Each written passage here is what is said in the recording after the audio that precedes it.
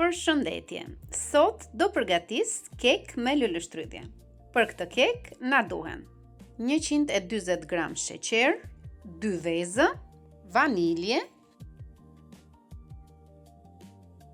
Do t'i rrafim me rrafsen me korrent derisa të formojmë këtë masë kremoze. Pasi kemi rraf vezët dhe sheqerin, do shtojmë 180 gram kos. I përziej mirë tani me një rrafse dore.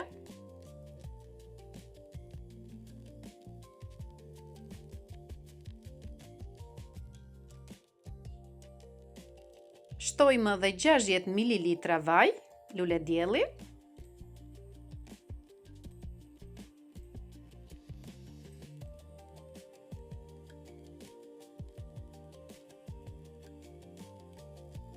Në 220 gram miell do përziejmë sodë buke dhe pak fare kripë.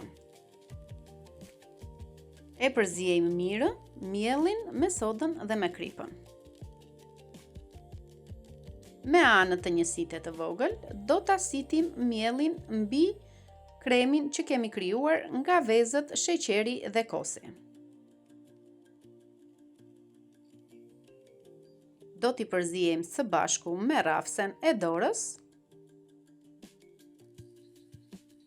Miellin do ta shtojmë pak nga pak, jo të gjithë njëresh.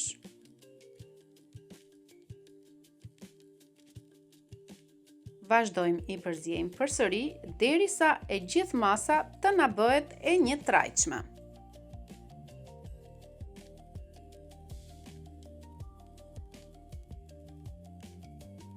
Brumi tani është gati, me anë të një spatulle i pastrojmë anët dhe e shohim që është një masë konsistente për kekun.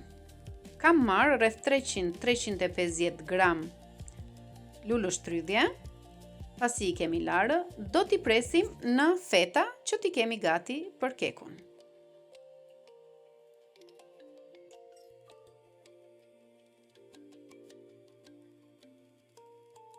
Pasi i kemi prerë të gjitha në feta, do t'i shtojmë tek tasi ku kemi brumin për kekun.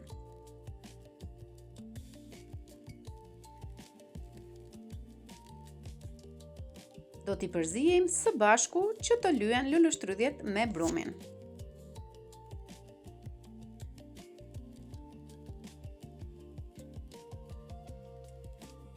Tavën për kekun e lyejmë rreth e rrotull me gjal.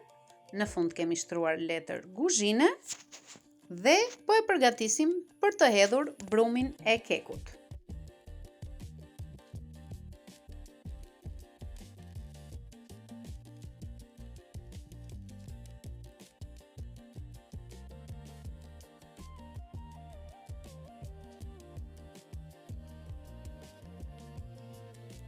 Pasi e kemi hedhur brumin në tavë, do ta hapim me anë të një spatulle në të gjithë tavën.